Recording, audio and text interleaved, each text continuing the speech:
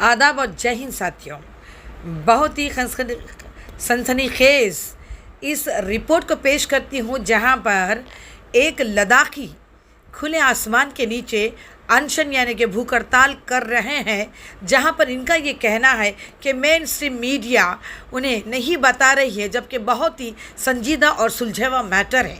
ये भूख हड़ताल इसलिए की जा रही है कि चाइना के गोरखास अब लद्दाख के सैनिकों के ऊपर हमला करेंगे, तो इस बात को लेकर ये अनशन कर रहे हैं, वेदर अनशन, क्लाइमेट अनशन कर रहे हैं और लोगों से अपील भी कर रहे हैं कि एक सीमा हैदर आती है भारत और पाकिस्तान की सीमा पर, उसे मीडिया दिखा रहा है और ऐसे में ये इनकी खबर कहीं पर भी दिखाई नहीं दे रही है। इसीलिए सोशल मीडिया पर इनका वीडियो वायरल कीजिएगा, जहां पर आज सीमा चाइना और भारत के सीमा पर ये अनशन बहुत कुछ कह रहा है और हमें इसके ऊपर गौर फिक्र करने की ज़रूरत है कि इस देश में क्या क्या हो रहा है।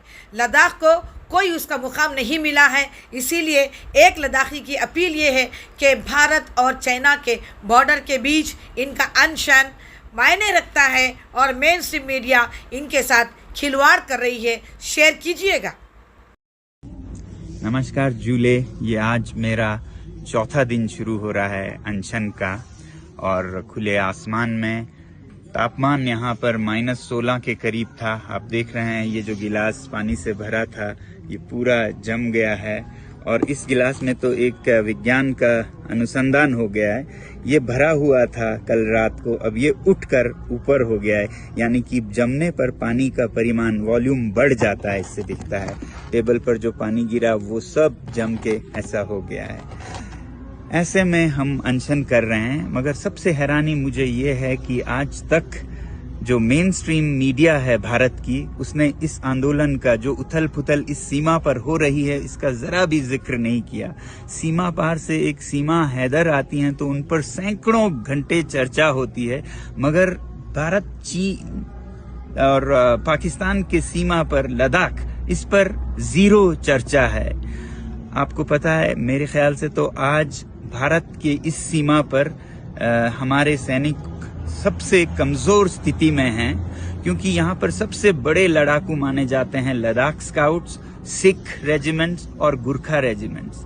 आज लद्दाख के सैनिकों का मनोबल टूटा है, ठेस पहुंचा है, क्योंकि लद्दाख को न लोकतंत्र दिया गया है न संरक्षण, और दूसरी तरफ सिख सैनिकों का मनोबल भी कमजोर है, क्योंकि जो पंजाब में आंदोलन हो रहे हैं उसका असर उन पे भी पड़ता है। और गुरखा सैनिक तो अग्निवीर के चलते 4 साल को वो नकार रहे हैं और वो अब उससे भी बुरा क्या हो रहा है कि चीन की सेना में भर्ती होने जा रहे हैं। तो वही सैनिक जो हमारे शक्ति थी, जिनके बारे में ये कहा जाता है कि अगर कोई कहे कि मुझे मरने से डर नहीं लगता तो वो या तो झूठ बोल रहा है या वो गुरखा है। आज वही गुरखा चीन की तरफ से हमसे लड़ेंगे।